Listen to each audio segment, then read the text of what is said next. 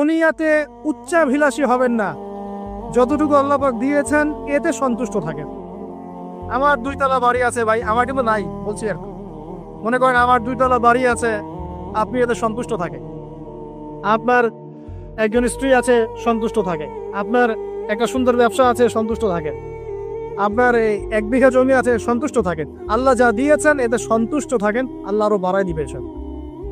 অসন্তুষ্ট থাকলে আপনার মনটা অস্থির হয়ে থাকবে, কিভাবে আরো বাড়াবো আরো বাড়াবো। দুনিয়ার নেশা যাকে পেয়ে বসবে তার মন কঠিন হয়ে যাবে। দুনিয়ার নেশা যাকে পেয়ে বসবে তার মন কঠিন হয়ে যাবে। আর যার মন কঠিন হয়ে যাবে তার মনের মধ্যে মৃত্যুর ভয় আসে না। আর যার মনে মৌতের ভয় আসে না তার মনে আল্লাহর নূরও আসে না। আল্লাহর নূর যার কলমে আসে না তার অন্তরে তাসকিয়া আসে। বুঝতে পারলাম? তাসকিয়া কেন আসে না? দুনিয়া পূজার কারণে আসে না। ব্যাস, যতটুকু আল্লাহ দিয়েছেন আমি সন্তুষ্ট। এটাকে কিভাবে আল্লাহর নিয়ামতের শুকরিয়া আদায় করা যায় এই চেষ্টা করতে হবে।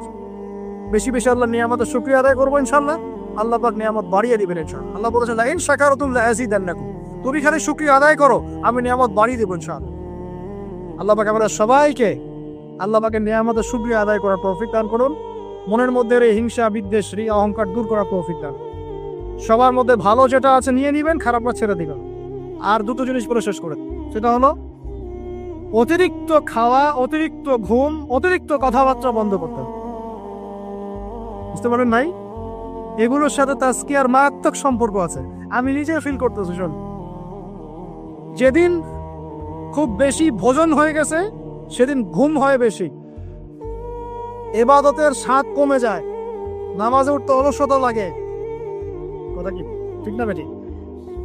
অলসতা লাগে। বেশি খাওয়া, বেশি মানে ঘুমানো, বেশি হাসাহাসি করা, বেশি ঠাট্টা মশকরা করা, বেশি কথা বলা, বেশি মানুষের সাথে মেলামেশা করা, এগুলো কলবকে শক্ত করে ফেলে। এই কথাগুলো কিন্তু সরাসরি হয়তো কোনো জায়গায় এভাবে পাবেন না, কিন্তু আমি আপনাকে সাজিয়ে গুছিয়ে বলার চেষ্টা করছি। বেশি বেশি কথা যারা বলে মন বাচাল, মন শক্ত হয়ে যায়। এখন তো বাচালতার যুগ চলছে। টিভি খুললেই টকশো খালি বক বক বক বক বক বক, মানে টকশো করতে করতে দেশের জিডিপি বাড়ায়, দেশকে একদম আমেরিকার পর্যায়ে নিয়ে চলে গেছে। ভাব পারে আমার কিছু বুদ্ধিজীবী সলিউশন নাই, কিন্তু খালি বক বক বক বক বক বক। কোনো মডারেটর আসে, ও আবার বিতর্ক উস্কে দেয়। কিছু অনলাইন প্ল্যাটফর্ম থাকে, ও আবার মজা, এটাই তার বিজনেস, কারণ যত ভিউ হবে তত ডলার। এখানে ওর স্বার্থ, এটা সব স্বার্থ, সবই স্বার্থে হচ্ছে এখন, স্বার্থ আর স্বার্থ। ঠিক আছে? তো এত বেশি কথার দরকার নাই। আমরা জাতি হিসেবে কাজ করে দেখাবো ইনশাআল্লাহ। আমাদের সামনে কোরআন আছে, সুন্নাহ আছে, একটা ইসলাম প্রেমী জনগণ আছে, আমাদের তো তারুণ্যের শক্তি আছে, আমাদেরকে আল্লাহ শারীরিক শক্তি দিয়েছেন, মানসিক বুদ্ধিদীপ্ত একটা অবস্থান দিয়েছেন, আমাদের মাশাআল্লাহ ভালো নেতৃবর্গ আছে।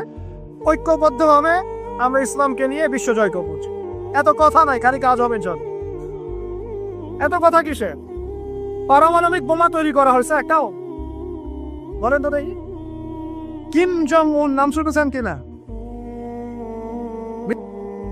নাম কি? এতটুক মনে হয় সাইজ, চুলের কাটিং মাশাআল্লাহ, গোলগাপ্পু। ওর একটাই কাজ, কি কাজ? মিসাইল মারা। কেন বানাবে? কারণ সে জানে এই ওয়ার্ল্ডে সে সবচেয়ে বেশি শক্তিশালী, যার কাছে মিসাইল। বলেন 50 বছরে কয়টায় বানাইছি আমরা? হ্যাঁ বলেন। আচ্ছা বাদ দেন। এই ওয়ার্ল্ডে সবচেয়ে শক্তিশালী তারাও যাদের প্রযুক্তি আছে, প্রযুক্তি, তথ্য, ডাটা, প্রযুক্তি। এই ওয়ার্ল্ডে এখন ডাটা বা প্রযুক্তির যুদ্ধ চলছে। মাঝে মাঝে দেখেন না, বড় বড় কান্ট্রি কিছু বড় বড় কোম্পানি হ্যাক হয়ে যায়। মানে কি, এরা যত প্রযুক্তি নিয়ে নিতে পারে, হ্যাক করতে পারে, তারা আরো বেশি ডাটা পায়, ইনফরমেশন পায়। ইনফরমেশন নিয়ে যুদ্ধ হচ্ছে। বলেন তো আমাদের ইনফরমেশন কত এখন? ওয়ার্ল্ড এগিয়ে যাচ্ছে, বলেন না? প্র্যাকটিক্যাল কথা বলছি আপনাদের সাথে। ওয়ার্ল্ড এগিয়ে যাচ্ছে, মনে করেন যার রিজার্ভ যত বেশি, যার কাছে ডলার যত বেশি আছে। বলেন আমার কত আছে? প্রবৃত্তি যা যত বেশি, ওয়ার্ল্ডে সে তত ভালো অবস্থানে। বলেন আমার প্রবৃত্তির আর কথা। এখানে আমি কোন দলের পক্ষে বিপক্ষে বলতে আসিনি, আমি আমার এজ এ সাধারণ মানুষ কথা বলছি। যেই থাকুন না, ইম্পর্টেন্ট সেক্টরগুলোতে উন্নতি করতে হবে কিনা। কথা বেশি বলবো না, কাজ বেশি করবো, ব্যাস, খালি কাজ হবে ইনশাআল্লাহ। আল্লাহ পাক যাদেরকেই দায়িত্ব দেখতে যেন তারা যেন কাজ করার তৌফিক অর্জন করে। আমরা আমাদের শ্রম দিয়ে, মেধা দিয়ে আমরা যাদেরকে সাহায্য করবো ইনশাআল্লাহ। আমরা তরুণ প্রজন্ম আমাদের মেধা দিয়ে, আমাদের বুদ্ধি দিয়ে, আমাদের শ্রম দিয়ে আমরা ইনশাআল্লাহ তাআলা দেশকে সাহায্য করব, জাতিকে সাহায্য করবো। পারবো না ইনশাআল্লাহ? আমি বলি আপনারা বেশি বেশি পড়াশোনা করেন, বড় বড় পোস্টে যান, দেশের দায়িত্ব নেন, নিয়ে দেশকে এগিয়ে নেন ইনশাআল্লাহ। বলা যাবে না ভাই ইনশাআল্লাহ? চ্যালেঞ্জ তো নিতে হবে, খালি বসে বসে সমালোচনা করলে হবে নাকি? খালি বসে বসে সমালোচনা করলে কাজ হবে নাকি? ও ওটা পারে না, সে এটা পারে না, ওই দল সেটা পারে না, সেই দল সেটা পারে না, এই করতে করতেই তো এই অবস্থা। আপনি করে দেখাচ্ছেন না কেন? আমরা করে দেখাচ্ছি না কেন? আবার ধর্মীয় অঙ্গনে দেখা যায় ওই আলেম এই ভুল, ওই আলেমের এই সমস্যা, ওই আলেম এই পারে না, ওই আলেম সেই পারে না। আরে ভাই, আপনি আলেম হচ্ছেন না কেন? আপনি আলেম হন, হয়ে কাজ করে দেখান। অমুক বক্তার এই ভুল, তমুক বক্তার সেই ভুল, মাশাআল্লাহ আবু তাহের এই ভুল, আপনি বক্তা হচ্ছেন না কেন? এই চেয়ারে আসুন, বসেন, বসে যান, বসে ওয়াজ করেন নাকি ভাই? এই ওয়াজ করেন না আমরা, এগুলো ওয়াজ না, এগুলো কমেডি। এগুলো কি কমেডি? রুচির দুর্ভিক্ষর অংশ এগুলো। আমাদের যে রুচির দুর্ভিক্ষ দেখা দিয়েছে, এগুলো তার জাজল্যমান প্রমাণ। এগুলো আর বলতে যাচ্ছি না, তাজকিয়া নষ্ট হয়ে যাবে। আর লাস্ট 9 নম্বর বললাম, কি বলছি বলেন তো? মনের এই বিষয়গুলোকে দূর করা। লাস্ট 10 নম্বর যেটা, সেটা হচ্ছে যে 9 নম্বর বলছি মনেরটা, 9 নম্বর বলছি যে অতিরিক্ত খাওয়া, অতিরিক্ত ঘুম, অতিরিক্ত কথা বলা, অতিরিক্ত মানুষের সাথে মেলামেশা করে, এগুলো একটু কমিয়ে যেখানে কাজ হবে সেই কাজটা, যেটা করলে পরে কারণ উপকারিতা আছে এটা কর। আর 10 নম্বর লাস্ট অ্যান্ড ফাইনাল, তাজকিয়া বা আত্মশুদ্ধি অর্জন করতে হলে নবী সাল্লাল্লাহু আলাইহি ওয়াসাল্লামের রেখে যাওয়া এই যে দিন ইসলাম, এই ইসলামটাকে প্রতিষ্ঠার চেষ্টা করতে হবে। আল্লাহ তৌফিক দান। ইসলাম যারা প্রতিষ্ঠার চেষ্টা করে তাদের সাথে আল্লাহ পাকের সবসময় একটা ভালো সম্পর্ক থাকে, এবং সে কখনো খারাপের দিকে যেতে পারবে না, কারণ সে তো একটা বড় দায়িত্ব নিয়ে পাঠে নেমেছে। সে যদি এখন খারাপের দিকে চলে যায়, তাহলে তো জনগণ বিভ্রান্ত হয়ে যাবে এবং তার এই আমানতের খেয়ানত করা হবে। এই ফিকিরই তাকে খারাপ পথে যেতে বাধা দিবে, এবং তাজকিয়া তার মনের মধ্যে থাকবে ইনশাআল্লাহ। সে যদি ডানে বামে চলেও যায়, এই দিন প্রতিষ্ঠার এই যে তাড়না, এটা তাকে আবার ফিরিয়ে নিয়ে আসবে ইসলামের দিকে ইনশাআল্লাহ। আল্লাহ পাক আমাদের যুবক ভাই দেখে নবী সাল্লাল্লাহু আলাইহি ওয়াসাল্লাম রেখে যাওয়া এই পবিত্র দিন ইসলাম সমাজে পালন করার, প্রচার করার, প্রসার করার, প্রতিষ্ঠা ঘটানোর তৌফিক দান করুন বলি আমিন। আমরা আজকের এই সংক্ষিপ্ত আলোচনা শিখলাম যে তাজকিয়া বা আত্মশুদ্ধি হচ্ছে সমাজ পরিবর্তনের সবচেয়ে ইম্পর্টেন্ট জিনিস, সবচেয়ে ইম্পর্টেন্ট হাতিয়ার। এটা অর্জন করার জন্য অনেক মাধ্যম আছে। আমি আপনাদের জন্য 10টা মাধ্যম আজকে বলেছি। 1 নাম্বার কথা কি বলেছিলাম ভাই? নিজের ফিকির, আগে নিজের নফসের ফিকির করা। 2 নাম্বার কি বলেছিলাম বলেন? হ্যাঁ, নিজের পরিবারের মধ্যে ইসলাম কায়েম করা। মাশাআল্লাহ। 3 নাম্বার কি বলেছিলাম? হ্যাঁ, কুরআনুল কারীম তেলাওয়াত, কুরআনুল কারীম তেলাওয়াত করার কথা বলেছি। 4 নাম্বার কি বলেছি? বেশি বেশি আল্লাহর জিকির করা। 5 নাম্বার বলেন, আমার সাথে বলেন, আল্লাহর কাছে বেশি বেশি দোয়া। 6 নাম্বার মওতকে স্মরণ, মানে কবরকে জিয়ারত করা, মওতকে স্মরণ করা। 7 নাম্বার অপন্থী তাজকিয়া প্রাপ্ত উলামায়ে কেরামের সোহবতে থাকা, তাদের লেকচার শোনা, তাদের বই পুস্তক পড়া। ঠিক আছে? 8 নাম্বার কি বলেছি বলেন? হ্যাঁ হ্যাঁ, মনের মধ্যে যত রকম হিংসা, বিদ্বেষ, রিয়া এগুলো আছে, এগুলো সব কি করতে হবে? পরিহার করতে হবে। 9 নাম্বার, 9 না 8 হবে? 9 নাম্বার বেশি কথা, বেশি খাওয়া, বেশি ঘুম, ইভেন বেশি সহবাস, এগুলো ত্যাগ। আল্লাহ ত্যাগ। এটাই হালালের কথাই বললাম, হারাম তো জাহাজ। হারামের যদি চোখ থেকে থাকে আল্লাহর রাস্তা তওবা করেন, কারণ জিনার সাথে সম্পৃক্ত কোনো ব্যক্তির দ্বারা দিনের একামত সম্ভব নয়। জিনা করলেই মনে নূর চলে যাবে। এই যে আজকে লেকচারটা শুনলেন, বাসায় গিয়ে যদি আজকে রাত্রে কোনো নগ্ন মেয়ের ছবি চোখের সামনে পড়ে যায়, আজকের সমস্ত লেকচারের নূর নষ্ট হয়ে যাবে। আপনি নিজেই বুঝতে পারবেন যে আপনার কলব থেকে নূরটা চলে গেল। যদি কেউ আজকে আল্লাহ না করুক ভুল করে কোনো খারাপ মুভি দেখে ফেলেন, বাসায় গিয়ে দেখবেন যে আপনার আজকের যে তাজকিয়া, এই যে ভালো লাগলো কথাগুলো শুনতে, মনটা পবিত্র হলো, ভালো ফিলিংস তো নষ্ট হলো। হুযায়ফা রাদিয়াল্লাহু আনহু বলতেন, আমরা যখন ইয়া রাসূলুল্লাহ আপনার সাথে থাকি তখন ঈমান বেড়ে যায়, বাসায় গেলে মনে হয় মুনাফিক হয়ে গেছে। তো বাসায় গিয়ে যদি আমরা খারাপ কাজে লিপ্ত হয়ে যাই, এই নূর তাজকিয়াটা নষ্ট হয়ে যায়। আল্লাহ পাক আমাদেরকে বোঝার তৌফিক দান। আর সর্বশেষ সবচেয়ে ইম্পর্টেন্ট লাস্ট এন্ড ফাইনাল হচ্ছে নবীর রেখে যাওয়া দিন। নবীকে ভালোবাসেন কিনা ভাই? আল্লাহ নবীকে ভালোবাসেন কিনা? নবী কি এখন আছেন? আচ্ছা, নবী সাল্লাল্লাহু আলাইহি ওয়াসাল্লাম রেখে যাওয়া সুন্নত কি আছে? তার উপর নাজিল হওয়া কোরআন কি আছে? তার দ্বীন ইসলামটা আছে কি না মিটে গেছে? সে আল্লাহ কি আছেন না নাই? আচ্ছা, আল্লাহ পাক আছেন, তার কিতাব আছে, তার নবীর সুন্নত আছে, তার দ্বীনও আছে। এই দ্বীন পালন করা, প্রচার প্রসার করা, প্রতিষ্ঠার দায়িত্ব কার? কাদের? বাক ভাল্লু করবে, গরু ছাগল করবে, না আমরা যদি সত্যিকারের আশিক রাসূল হয়ে থাকি আমরা দ্বীন প্রতিষ্ঠা করবো, চেষ্টা করব। প্রতিষ্ঠা মানে কি? আপনার যা আছে তাই দিয়ে দ্বীনকে সাহায্য করেন। ইনশাআল্লাহ একদিন যখন আল্লাহ পাকের পক্ষ থেকে মনোনীত কোনো নেতা আসবে তখন সবাইকে ঐক্যবদ্ধ করবেন। আল্লাহ পাক সেই নেতৃত্ব নিয়ে আসুন বলি আমিন। দোয়া করা যায় না? আল্লাহ পাক নিয়ে আসবেন ইনশাআল্লাহ। আর যদি দেখি যে আসছেই না, তাহলে নেতা হইতে হবে। যখন মাঠে নেতা নাই তখন নেতা হতে হবে। নেতা হওয়ার আপনারা যোগ্যতা অর্জন করেন, পড়াশোনা করেন। কোরআনে কিন্তু নেতৃত্বের দুইটা বৈশিষ্ট্য বলা আছে। কয়টা ভাই? তালুতের কথা মনে আছে? তালুত আর জালুত সূরা কোন সূরা আছে বলেন? কে বলতে পারবে? এই যুবক ছেলেটা বলো, কোন সূরা আছে? মাশাআল্লাহ, সূরা বাকারায়। বনু ইসরাইল মুসা আলাইহিস সালামের পরের নবীকে বলছেন, ওই নবীর নাম ইউশা বিন নুন, যে হে নবী, আমরা আল্লাহর পথে জিহাদ করতে চাই। কি করতে চাই? এই শব্দ তো কোরআনে নাই, আসলে নাই। এই শব্দ বললে তো কিছু মানুষ খারাজি ফতোয়া মারা শুরু করে। বড় মুশকিল আছে এদেরকে নিয়ে। আমি আশ্চর্য একটা জিনিস, ইবাদতকে সন্ত্রাস বানিয়ে দিলেন কিভাবে? ইবাদতকে সন্ত্রাস বানালেন কিভাবে? টাকা খেয়ে? হ্যাঁ, যা বুঝায় তাই বুঝতে হবে। ইসলামের সংজ্ঞা ব্যাখ্যা ওরা দিবেন, আমরা দিব। সুবহানাল্লাহ। ব্রিটিশ আমলে আমাদের বাপদাদারা যে ওদেরকে পিটিয়ে বের করেছিল, তারা কি সন্ত্রাসী ছিল? আমাদের বাপদাদাও সন্ত্রাসী ছিল? বলেন তো। জুলুমের বিরুদ্ধে কেউ দাঁড়িয়ে গেলে সে সন্ত্রাসী হয়? এই যে 1971-এ আমাদের সাথে জুলুম হয় নাই, তখন বাংলার মানুষ যার যা ছিল তাই নিয়ে মাঠে নামে নাই, তো বাংলার সেই ফ্রিডম ফাইটাররা কি সন্ত্রাসী হয়ে গেছিল? ভাই বোন থেকে দীর্ঘদিন থেকে একদম স্টিম রোলার পিছায় খেলা হচ্ছে। রমজান মাসে দেখলাম কি হলো, রমজান মাসে বেচারা নামাজ পড়তে গিয়েছে লাঠি পেটা করে মসজিদ থেকে বের করতে। মসজিদ ওর বাপের না মুসলমানদের, যে এখন ওই যে যারা একটু পাথর টাথর নিয়ে ঢিলাঢিলি করে ওরা সন্ত্রাসী হয়ে গেছে, আর যারা মুসলমানদেরকে পিটাই বের করে দিল ওরা হলো মানবতার সেবক। এই সংজ্ঞা শিখায় আমাদেরকে। যাই হোক, বাদ দেন, ওদিকে না যায়। ওদিকে বললে আমি একটু মানে কি বলবো, কি বলে এটাকে, আউটবাস্ট হয়ে যায় আর কি।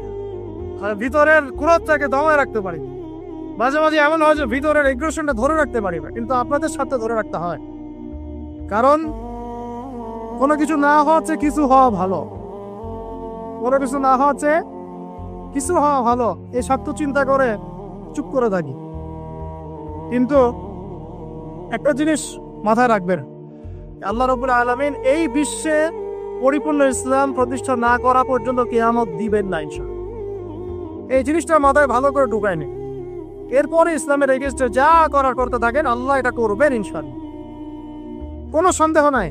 লা শাক্কা ফীহি, এর মধ্যে কোনো সন্দেহ। কার দ্বারা করবেন, কিভাবে করবেন, আল্লাহু আ'লাম বিস-সাওয়াব, আমরা জানি না। এখন তালুতকে আল্লাহ পাক মনোনীত করলেন। ইউশা বিন নুনকে বনু ইসরাইল বলছে, আল্লাহর পথে আমরা যুদ্ধ করতে চাই, আমাদের জন্য নেতা দাও একটা। তখন ইউশা বিন নুন বলছে, আমি যদি নেতার জন্য দোয়া করি তোমরা তো আবার পৃষ্ঠ প্রদর্শন করে পালায় যাবা, তোমাদেরকে চিনি ভালো করে, আমরা তোমাদেরকে খুব ভালো করে চিনি। তখন বনু ইসরাইল বলছে, না আমরা এটা করবো না। কেন করবো? ওয়াকাদ উখরিজনা মিন দিয়ারিনা, আছে না সূরা বাকারায়, আমাদেরকে আমাদের ঘর বাড়ি থেকে বের করে দেওয়া হয়েছে, আমরা কেন পিছিয়ে পড়বো? তখন আল্লাহর কাছে তিনি দোয়া করলেন, আল্লাহ পাক তালুতকে নেতৃত্ব দিলেন। কাকে? তালুত। আর এই যে তালুতকে নেতৃত্ব দিয়েছেন, এই নেতৃত্ব দেওয়ার পর আল্লাহ পাক বললেন যে তালুতকে আমি দুইটা স্পেশাল গুণ দিয়েছি। কয়টা ভাই? তার মানে নেতৃত্বর স্পেশাল গুণাবলী কয়টা? একটা হচ্ছে জিসমান, তালুদকে আমি দিয়েছিলাম শারীরিক শক্তি, ফিজিক্যাল স্ট্রেংথ, শারীরিক শক্তি। আর এখন বহু নেতা সমাজে দেখাতে হাঁটতেই পারে না। নেতা হওয়ার আগে আগে ফিজিক্যালি স্ট্রং হতো, তাই না ভাই? ফিজিক্যালি স্ট্রং না হতে পারলে নেতৃত্ব দিতে পারে? ফিজিক্যাল স্ট্রেংথ হচ্ছে প্রথম শর্ত। সে সুস্থ ছিল এবং শারীরিকভাবে অনেক শক্তিশালী ছিল। কে, কার কথা বলছি? যুগে যুগে সমস্ত নেতৃত্ব দেখেন। ওমর ইবনুল খাত্তাব শারীরিকভাবে দুর্বল ছিল, ফিজিক্যাল স্ট্রেংথ ছিল কোনটা? স্ট্যামিনার কেমন ছিল? আলী রাদিয়াল্লাহু আনহু শারীরিকভাবে কি দুর্বল ছিল? উসমান, আবু বকর রাদিয়াল্লাহু আনহুমা তারা কি দুর্বল ছিল?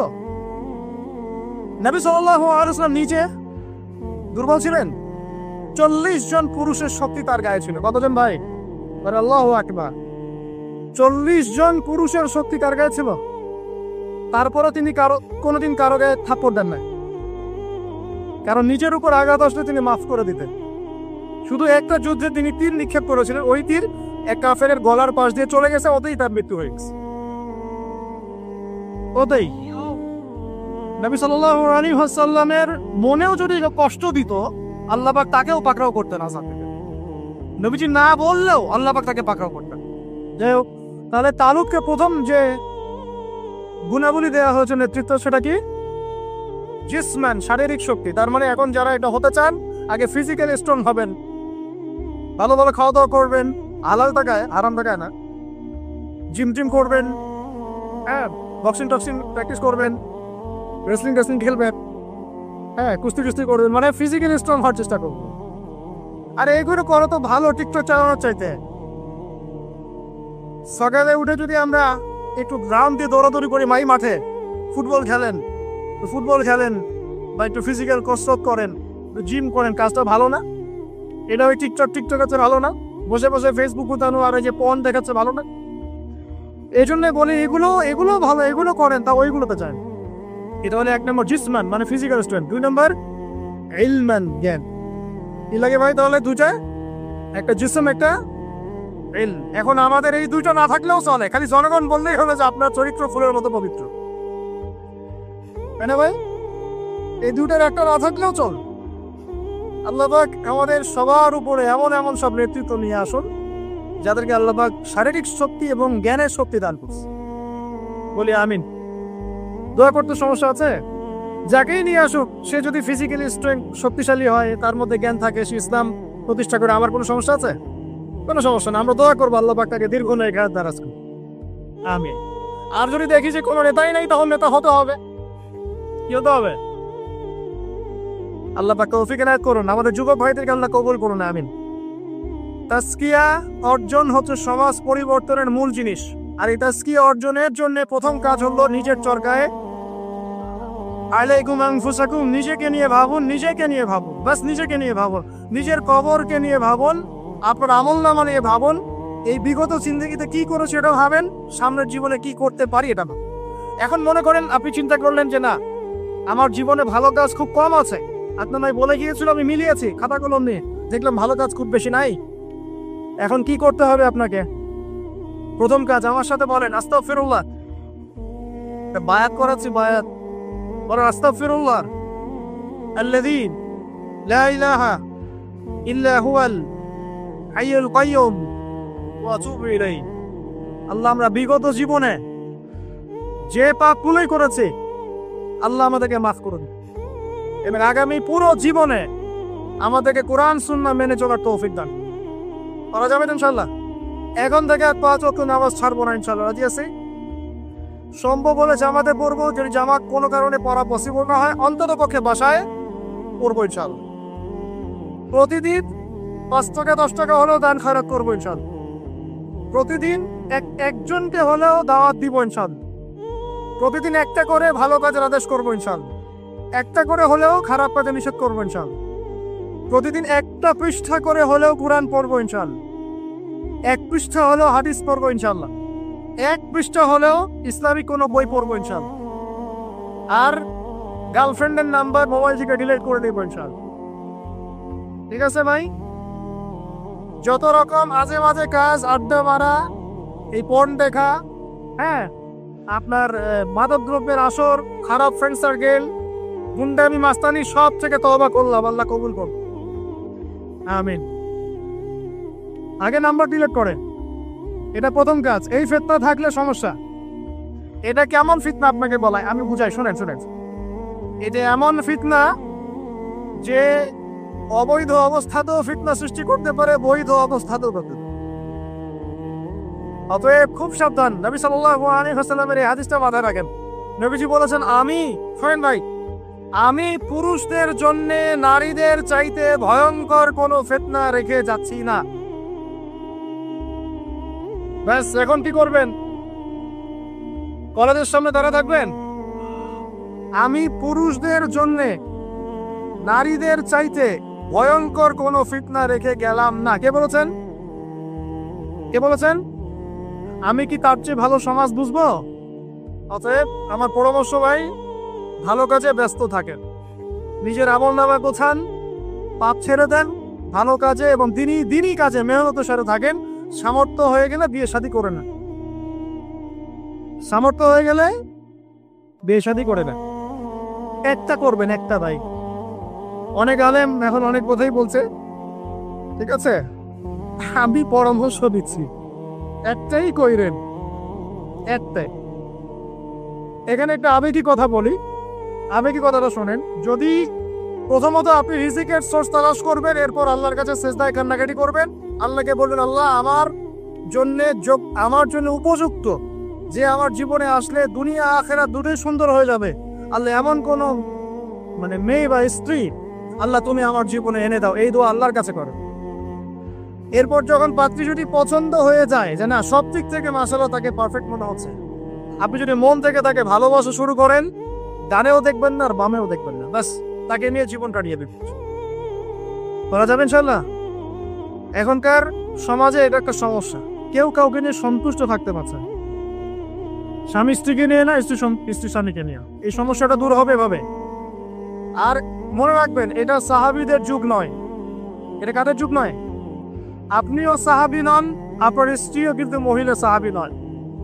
আপনিও সাহাবী নন, আপনিও তাবেঈ নন, আপনিও আইম্মায়ে কেরামের যুগের মানুষ নন, আর আপনার স্ত্রীও তাদের মতো নন। অতএব আমার আপনার মধ্যে যেমন হাজারটা ত্রুটি থাকতে পারে, তার মধ্যেও থাকবে। অতএব এটাকে একটু সবরের সাথে মার্জনা করে করে চলতে হবে। আল্লাহ পাক তৌফিক দান করুন।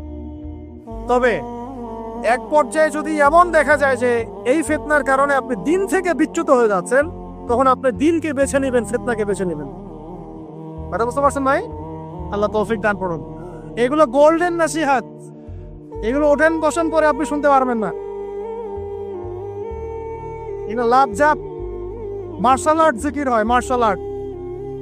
স্টেজের মাঠে কুংফু কেরাত খেলা হয়, সুবহানাল্লাহ, কি যে হয়, কত কি যে হয়। কতগুলোকে দেখেছি আমি ওয়াজ মাহফিলে, এই সিজনেই বাস ধরেও ঝোলাঝুলি শুরু করছে। জানি না এগুলা কোথায় পাইছে, আল্লাহ ভালো জানেন। আল্লাহ রাব্বুল আলামিন এটা কেন আমি বলি, সম্ভবত এখানে জিনের আসর হয়। কিসের হয়? সম্ভবত জিন বলতে কিন্তু কিছু আছে, আপনি জানেন কিনা? মানুষের উপর ভর করে, কিন্তু জিন কিন্তু মানুষের উপর ভর করতে পারে, আর মেয়েদের উপর বেশি ভর করে। যারা বেপরদায় বাইরে যায়, এইসব মেয়ের উপর জিন বেশি ভর করে। তো এগুলো থেকে বাঁচার জন্য দৈনন্দিন জিকির আজগার করতে হয়। সকাল সন্ধ্যায় অনেক জিকির আজগার, মাসনুন দোয়া কালাম আছে, এগুলো করতে হয়। যেমন আয়াতুল কুরসি জানা আছে তো? আলহামদুলিল্লাহ, আয়াতুল কুরসি পড়লে শয়তান কাছে আসবে না ইনশাআল্লাহ। সূরা ফালাক, নাস, ইখলাস জানা আছে তো? সকাল সন্ধ্যায় 3 বার করে ইনশাআল্লাহ। সূরা বাকারার শেষের 2 আয়াত জানা আছে? রাত্রেবেলা একবার। প্রেসক্রিপশন দিচ্ছি, এগুলা বিনা হাদিয়াতে প্রেসক্রিপশন দিচ্ছি। এগুলো কবিরাজের কাছে নিতে গেলে ও তো হাতিয়ে নিবে, আর ডাক্তারের কাছে গেলে বলবে অ্যান্টি ডিপ্রেশন একটা ওষুধ দিয়ে দিন, ঘুমের একটা ওষুধ খাও, ঠিক হয়ে যাবে, রিল্যাক্স।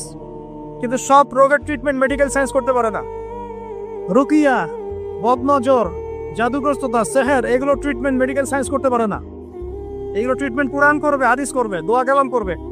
ট্রিটমেন্ট কি? আগে আপনাকে পবিত্র থাকতে হবে, পাক পবিত্র থাকতে হবে, ওযু অবস্থায় থাকার চেষ্টা করতে হবে, ডেইলি ফরজ ওয়াজিব আদায় করতে হবে, পর্দা মেনে চলতে হবে, কুরআন তেলাওয়াত করবেন, স্পেশালি এই আয়াতগুলোকে বারবার তেলাওয়াত করবেন।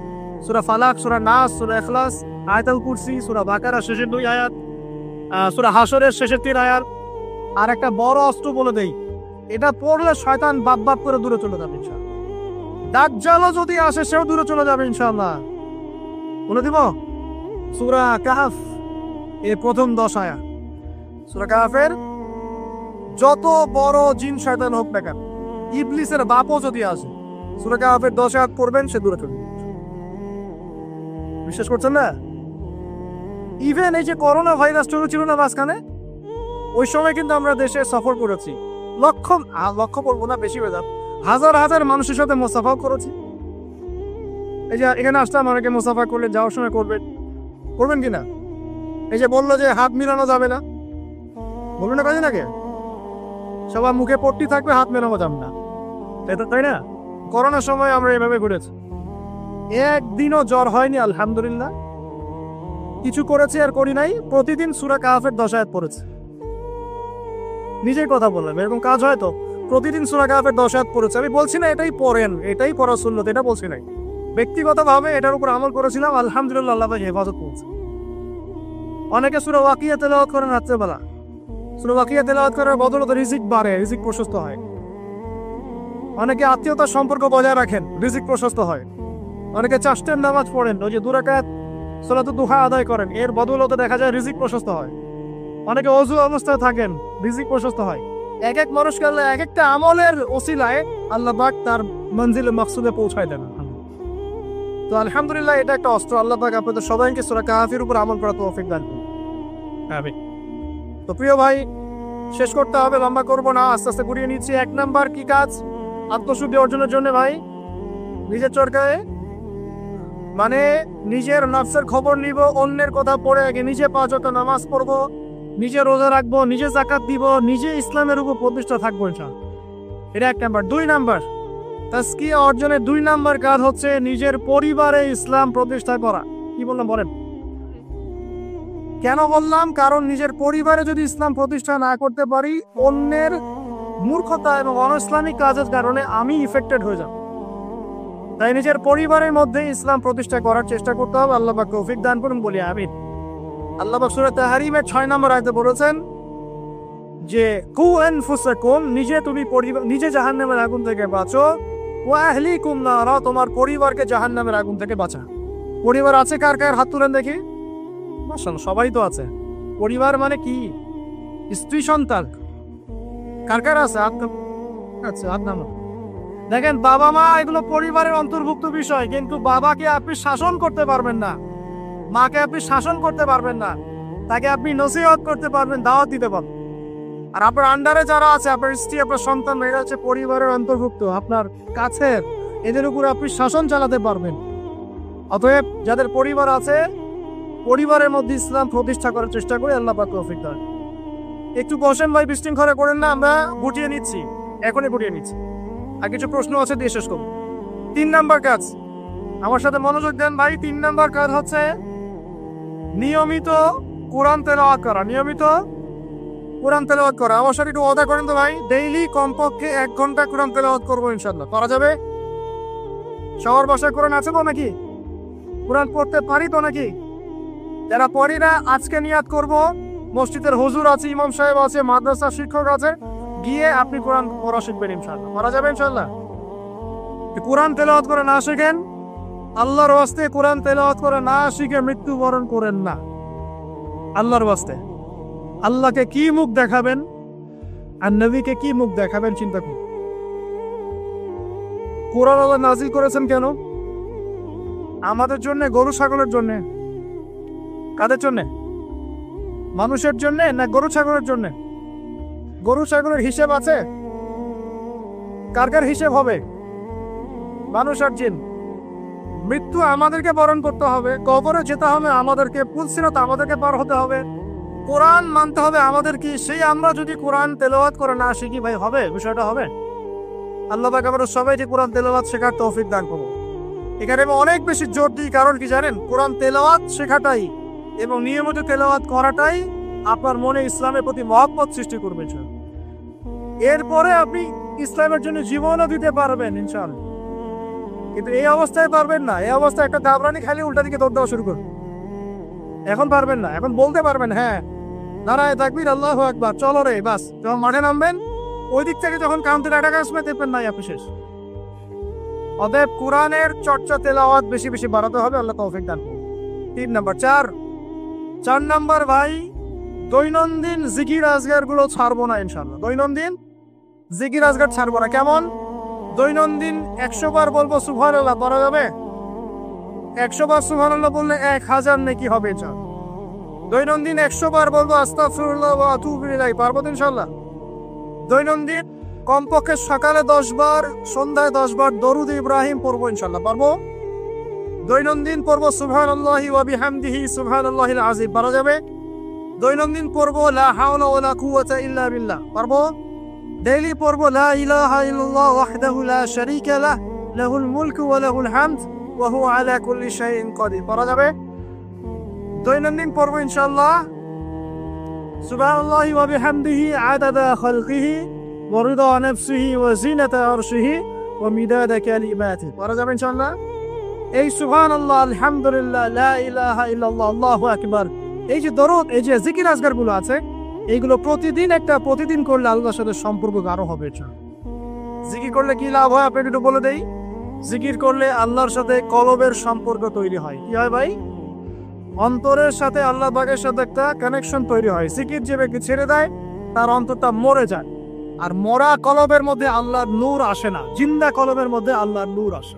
তাহলে কলব জিন্দা হবে কিভাবে? বেশি বেশি জিকির করার মতো। আল্লাহ পাক তৌফিক দান। আবু হুরায়রা রাদিয়াল্লাহু আনহু বলতেন যে হাদিস আমি মুখস্থ করার জন্য অনেক বেশি সুবহানাল্লাহ পড়ি। সুবহানাল্লাহ কতবার পড়েন জিজ্ঞেস করা হচ্ছে, তিনি বলছেন কত হবে? 10,000 বার। বুঝতে পারছেন? মানে এটা তার নিজস্ব। মনে করেন আপনি প্রতিদিন ইস্তেগফার করতেই থাকেন 10 মিনিট, 15 মিনিট, 20 মিনিট, কতবার করেন আপনি জানেন? করা যায় না? আপনি একটা সময় বসে দরুদ শরীফ পড়তে থাকেন, আল্লাহুম্মা সাল্লি আলা মুহাম্মাদ, আল্লাহুম্মা সাল্লি আলা মুহাম্মাদ, করা যায় না? সবার ব্যক্তিগত কিছু আমল থাকে, যে যত বেশি জিকির আজগার করবেন তার কলব তত জিন্দা হবে ইনশাআল্লাহ। আল্লাহ পাক আমাদের সবাইকে বেশি বেশি আল্লাহর জিকির করা তৌফিক দান করুন, বলি আমিন। এটা কত বললাম? 4। 5 নাম্বার, এটা সবচেয়ে বেশি ইম্পর্টেন্ট।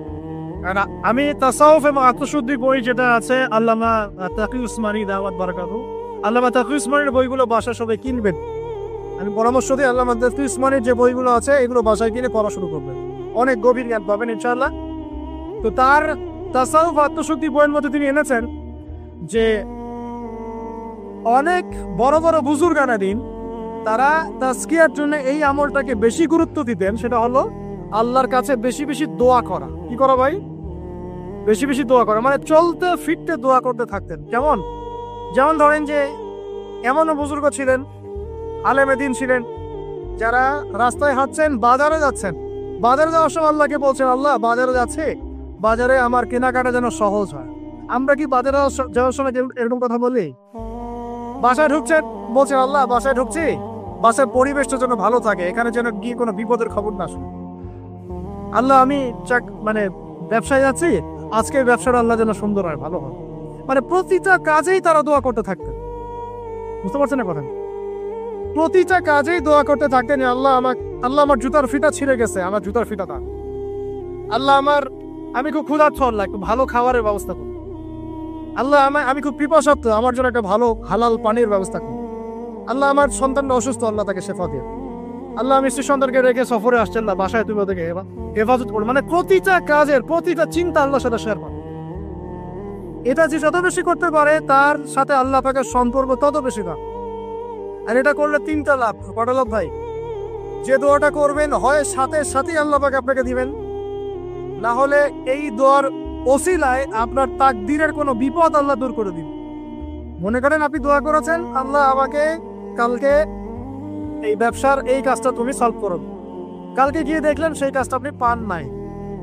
আপনার কাছে মনে হচ্ছে যে হয়তো আমি দোয়া করলাম, কবুল হয় নাই, কিন্তু হয়তো এই দোয়ার ওসিলায় আপনার আগামী পরশু দিনের একটা বিপদ আপনার তাকদীরে আসতো, ওইটা আসে নাই। কথা কি বুঝতে পারলেন আমার কথা? এইভাবে আল্লাহ পাক দোয়ার বদৌলতে মানুষের তাকদীর থেকে অনিষ্টগুলো দূর করতে থাকেন। আর এটাও যদি না হয়, কিয়ামতের মাঠে নেকির পাল্লায় ওইটা আপনাকে আল্লাহ দিয়ে দিবে। ওই দিন মানুষ বলবে যে কাশ দুনিয়াতে আমার কোনো দোয়াই যদি কবুল না হইতো, আজকে আমি জান্নাতে যেতে পারতাম। ওই দিন আমরা এই কথা বলব। অতএব বুদ্ধিমান সে ব্যক্তি যে বেশি বেশি আল্লাহর কাছে দোয়া করে, প্রতিটা বিষয়ে আল্লাহর কাছে দোয়া করতে থাকেন। আল্লাহ আমার মনটা অস্থির, মনটাকে শান্ত করো। আল্লাহ আমাকে কোরআন শিক্ষার তৌফিক দাও। আল্লাহ আমাকে নামাজ পড়ার তৌফিক দাও। আল্লাহ আমি হারাম সম্পর্ক থেকে বেরিয়ে আসতে চাই, আমাকে হালাল একটা সম্পর্ক করার তৌফিক দাও। দোয়া করা যায় না ভাই? আল্লাহ পর্দা করতে চাই, পর্দার পরিবেশ তৈরি করে দাও। আল্লাহ রিজিকের সমস্যায় ভুগছে, একটা চাকরি ব্যবসার ব্যবস্থা করে দাও। দোয়া করা যায় না ভাই? দোয়া করতে আমাদের কাছে আসেন কেন? হুজুর এটা যে ফু দিয়ে দেন, এখানে ফু দিয়ে দেন, এখানে দোয়া করে দেন, এটা করে দেন, সেটা করে দেন। আমি আপনার আবেগ কতটুকু বুঝতে পারবো? আমার দরকার একটা জব, এই জব ছাড়া আমি চলতেই পারছি না। আপনার ওই চাহিদা তো আমি বুঝতে পারবো, আপনার চাহিদার ফিলিংসটাকে আমি বুঝতে পারবো। আপনার বাবা চলে গেছেন, বাবা হারানোর ব্যথা আপনি বুঝতে পারছেন, আমি খালি বলতে পারবো মুখ দিয়ে আল্লাহ আপনার বাবাকে মাফ করুন। আমি কি আবেগটা অনুভব করতে পারলাম? অতএব দোয়া সরাসরি আল্লাহর সাথে করার চেষ্টা করেন।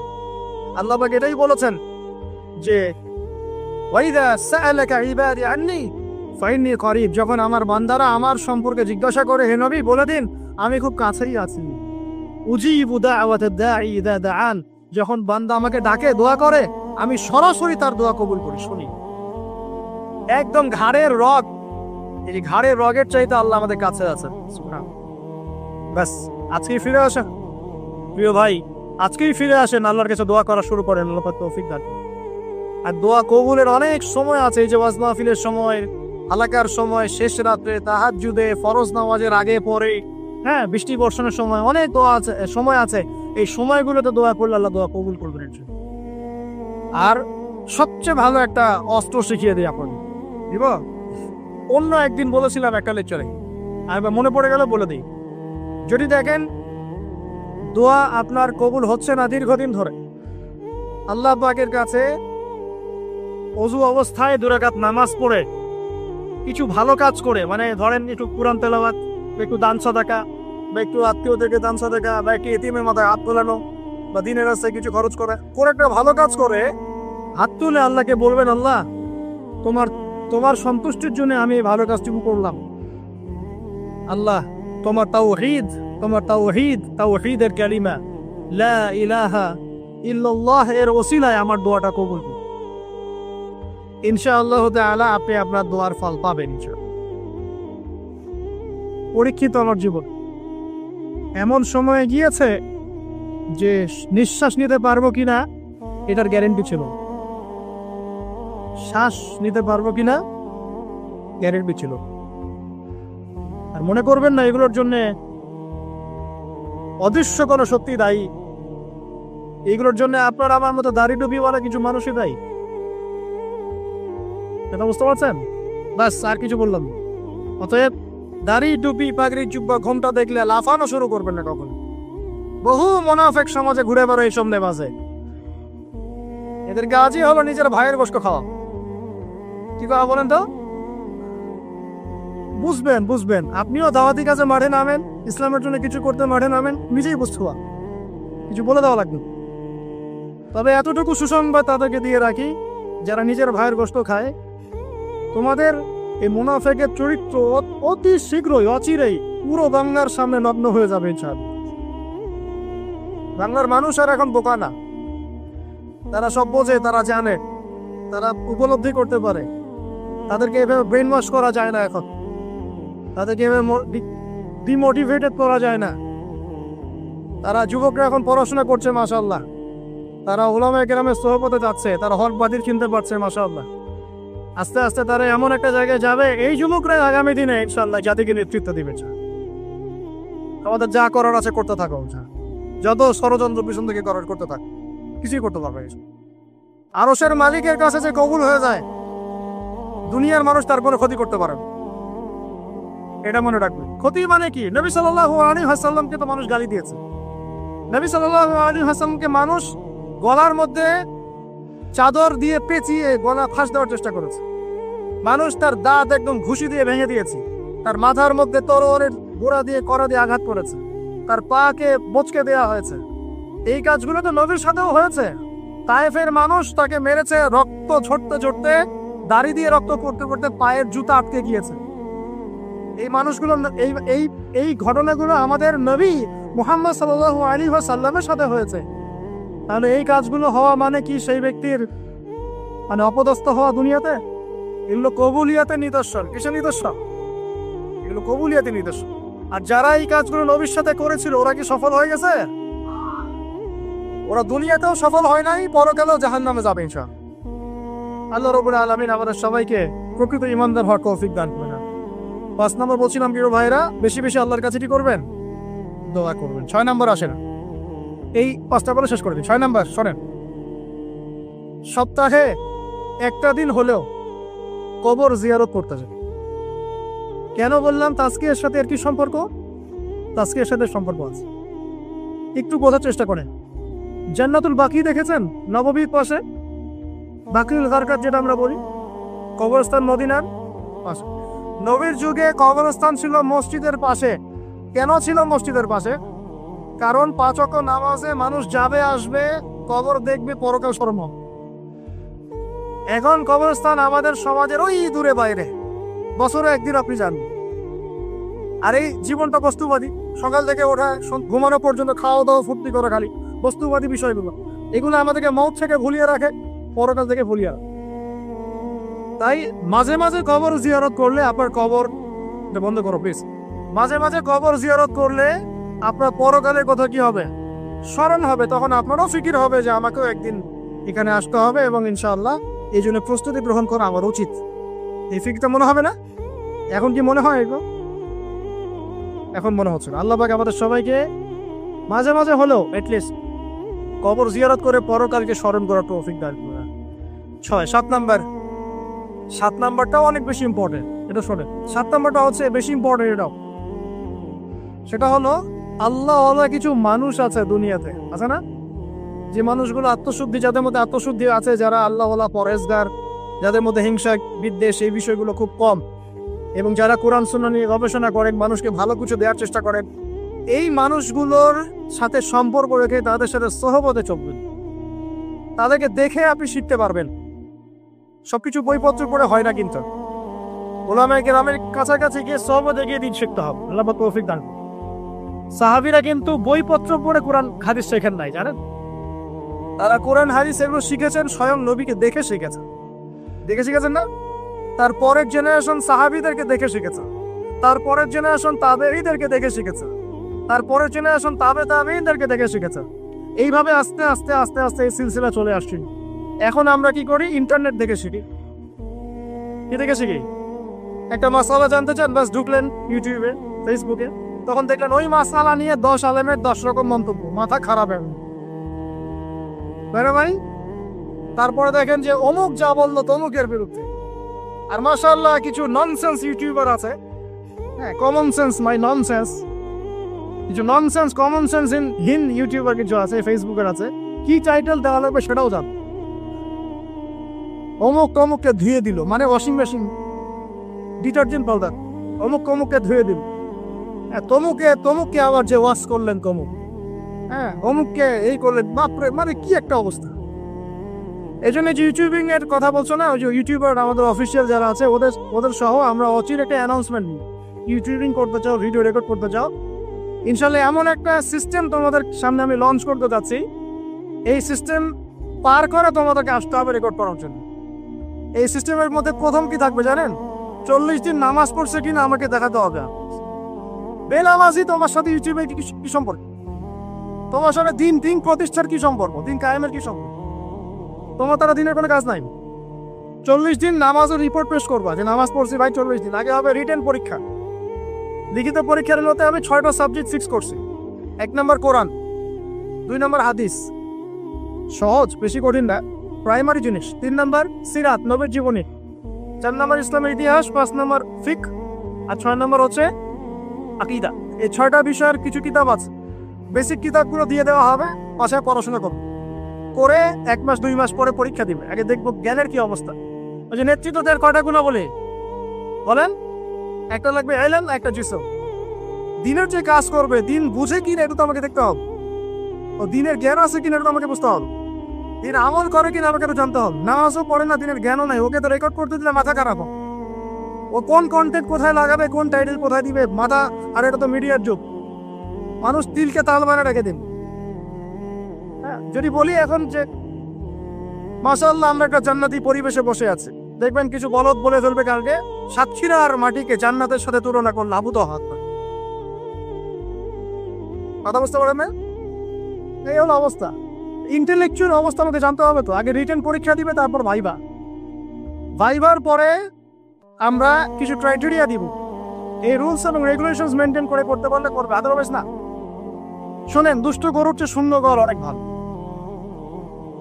আর এই জিনিসগুলো আমি প্রথমে এত কঠোর ছিলাম, বিগত 2-3 বছর এই সারা দেশ ঘুরে আমার যে তিক্ত অভিজ্ঞতাগুলো হয়েছে, এগুলো আমাকে এভাবে ভাবতে বাধ্য করেছে।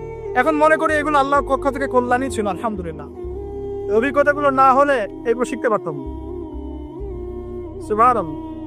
আর বলতে চাচ্ছি না, ভিতরে অনেক কিছু আছে, পরে চায়ের কাপে আলোচনা হবে ইনশাআল্লাহ, ঠিক আছে? আচ্ছা, বাদ দেন। এখন শোনেন, এখন 7 নম্বর যেটা বলছিলাম, রসুল সাহাবীদেরকে দেখে শিখেছে। সরি, সাহাবীরা রাসূলকে দেখে শিখেছে। সাহাবীরা রাসূলকে দেখে শিখেছেন, তবে এরা সাহাবীদেরকে দেখে শিখেছে, তারপরের জেনারেশন তাদেরকে দেখে শিখেছে। এখন আমরা যদি দিন শিখতে চাই, খালি বই পুস্তক পড়লে হবে না, খালি ইউটিউব ফেসবুক ঘাঁটলে হবে না। আলেম ওলামার কাছে যেতে হবে, সিলেবাস কেন্দ্রিক পড়াশোনা করতে হবে। কি সিলেবাস? এই 6টা সাবজেক্ট বললাম না ভাই? কোরআন পড়েন, এটা একটা সিলেবাসের অন্তর্ভুক্ত বিষয়। হাদিস পড়েন, সিলেবাসের অন্তর্ভুক্ত বিষয়। আপনাকে আকীদা বই পড়তে হবে, সিরাতের বই পড়তে হবে, ফিকহের বই, আর ধরেন ইসলামের ইতিহাস। এই জিনিসগুলো একটু পড়াশোনা করে ক্লাসিক্যাল ওলামায়ে কেরাম যারা, কোন ওলামায়ে কেরাম? ক্লাসিক্যাল যারা, মানে হকপন্থী ওলামায়ে কেরাম যারা সকালে একটা ফতোয়া দিয়ে রাতে আরেকটা দেয় না, এই টাইপের না আর কি। বাতাস এদিকে ব্যাস ওইদিকে, বাতাস ওইদিকে ওইদিকে, এই টাইপের না। 5 বছর আগে এক কথা বলতো, 5 বছর পরে দেখা যায় না বাবা এখনই কথা ভুলেও বলা যাবে না কথা। হ্যাঁ, তো এই টাইপের কথা বলছি না, যারা সর্বদাই হকের উপর থাকার চেষ্টা করেন, মানুষ হিকমা অবলম্বন করতে পারে, হকের উপর থাকার চেষ্টা করেন, এই হকপন্থী ওলামায়ে কেরামের সোহবতে গিয়ে দিন শেখার চেষ্টা করেন। এবং এই ওলামায়ে কেরাম প্রত্যেক ঘরানাতেই আছে, প্রত্যেক ঘরানাতেই হকপন্থী ওলামায়ে কেরাম আছেন। আপনার আলেমদের মধ্যে বিভক্তি সৃষ্টি করবেন না, বরং সবাইকে ভালোবাসার চেষ্টা করুন। এখন তো শুরু হয়েছে আলেম পূজা, শাইখ পূজা। যে যে আলেমকে পছন্দ করে, যে যে শাইখকে পছন্দ করে, ব্যাস চোখ বন্ধ করে ওই খেলে আর দেনে যাবেন। এখন সে সঠিক বললেও সঠিক, বেঠিক বললেও সঠিক। এই একটা সমস্যা শুরু হয়েছে। আর সংকীর্ণ হলেন কেন? এত সংকীর্ণ হলেন কেন? ইসলাম তো সংকীর্ণ না, এটা তো বৈচিত্র্যময়। এখানে আপনি পরিপূর্ণ জ্ঞান পেতে হলে তাকে খোলা মন লালন করতে হবে, যে যেখানেই হক পাবো সেটাই নিব ইনশাআল্লাহ, হক যেখানে পাবো সেখানে নিব ইনশাআল্লাহ। আমি হককে সীমাবদ্ধ করে ফেললাম কেন? যে আমার শায়েখ যা বোঝেন এই চাই না, এর বাইরে কিছুই না। এটা করতে গেলে কি হবে জানেন? পয়সার এক পিঠ দেখবেন, আর এক পিঠ তো দেখবেনই না, তখন আপনি মাহরুম হয়ে যাবেন। তবে হ্যাঁ এটাও বলে রাখি, যারা একেবারেই সাধারণ মানুষ, একদম সাধারণ কোনো মানুষ, যার এলেম গালাম নাই, কোরআন হাদিস পড়তে জানেন, এমন মানুষ আছে না, একদম রুট লেভেলের, তাদের জন্য অবশ্যই উচিত যে কোনো অন্তত একজন আলেমকে ফলো করে, অন্তত একজন আলেমকে ফলো করে। কারণ আপনি তো কিছু বুঝেন না, কোরআন সুন্নাহ বোঝেনই না, কিছু পড়তেও পারেন না, বুঝতেও পারেন না, কিছুই পারেন না। অতএব একজন আলেমকে আপনি ফলো করে চলেন, ইনশাআল্লাহ আল্লাহ মাফ করবেন ইনশাআল্লাহ। হ্যাঁ, যদি কখনো জানতে পারেন যে আপনার সেই ফলো করা আলেমের অমুক মাসালাটা কোরআন সুন্নাহর বিরুদ্ধে চলে গেছে, বা এর চেয়েও ভালো কোনো বিশুদ্ধ মাসালা আছে, তাহলে সেটা আপনি আমল করবেন, সমস্যা। তাই বলে বিভক্তি বাড়াবেন না। 7 নম্বর বলেছিলাম ওলামায়ে কেরামের সোহবতে থাকার চেষ্টা করেন। 8 নম্বর হচ্ছে ভাই, মনের মধ্যে হিংসা, বিদ্বেষ, রিয়া, অহংকার, এই খারাপ রিপুগুলোকে দূর করতে হবে। পারা যাবে কিনা ইনশাআল্লাহ? এটা হলো 8 নম্বর। মনের মধ্যে হিংসা, বিদ্বেষ, অহংকার, রিয়ার খারাপ রিপুগুলোকে দূর করতে হবে। কিন্তু এটা খুব ডিফিকাল্ট। কিভাবে করবেন? মনের মধ্যে চলে আসতে পারে, যদি চলে আসে পড়বেন আউযু বিল্লাহি মিনাশ শাইতানির রাজিম, পড়বেন আউযু বিল্লাহিস সামিউল আলিম মিনাশ শাইতানির রাজিম, পড়বেন আউযু বিকালিমাতিল্লাহিত তাম্মাতি মিন শাররি মা খালাক, পড়বেন বিসমিল্লাহিল্লাযী লা ইয়াদুররু মা ইসমিহি শাইউন ফিল আরদ ওয়ালা ফিস সামা ওয়া হুয়াস সামিউল আলিম পড়বেন, আমানতু বিল্লাহি ওয়া রাসূলিহি। এই যে দোয়া কালামগুলো পড়বেন, ইনশাআল্লাহ মনের মধ্যে এই সমস্যাগুলো চলে যাবে, ওয়াসওয়াসার একটা ভয় চলে যাবে ইনশাআল্লাহ। মনটাকে পবিত্র করার চেষ্টা করি, আল্লাহ পাক তৌফিক এনায়েত করবেন। আর মন পবিত্র করার আমি দুই একটা আমল বলে দিই, নাহলে কঠিন হয়ে যাবে। খুব সহজ আমল, এতিম খুঁজে খুঁজে বের করে এতিমদের জন্য কিছু করার চেষ্টা করি। এতিম আছে না, মেয়ে ছেলে, এদের মাথায় হাত বুলান, আপনার মন পবিত্র হবে ইনশাআল্লাহ। ঠিক আছে, দান সাদাকা বাড়ান, আপনার মন পবিত্র হবে ইনশাআল্লাহ। আল্লাহর জন্য ছেড়ে দেওয়ার মানসিকতা দেখো, ছেড়ে দেন, আল্লাহর জন্য ছেড়ে দিলাম, আল্লাহর জন্য ত্যাগ করলাম, মন পবিত্র হবে ইনশাআল্লাহ। আল্লাহর জন্য কিছু করা সহজ, আল্লাহর জন্য ছাড়া সহজ না। আল্লাহর জন্য কিছু করা সহজ, আল্লাহর জন্য আপনি নামাজ পড়তে পারবেন ঠিকই, কিন্তু সিগারেট ছাড়তে পারছেন না। আল্লাহর জন্য ছাড়া কঠিন, এই ছাড়ার কঠিন কাজটা করে দেখাতে হবে, মন পবিত্র হয়ে যাবে ইনশাআল্লাহ। আল্লাহ তৌফিক দান করুন। আর তাহাজ্জুদ, এই আমলটা খুব ইম্পর্টেন্ট। তাহাজ্জুদের যাদের অভ্যাস আছে, এই সময়টা নীরবে নিভৃতে আল্লাহর সাথে কথাবার্তা বলবেন, মন পবিত্র হবে ইনশাআল্লাহ।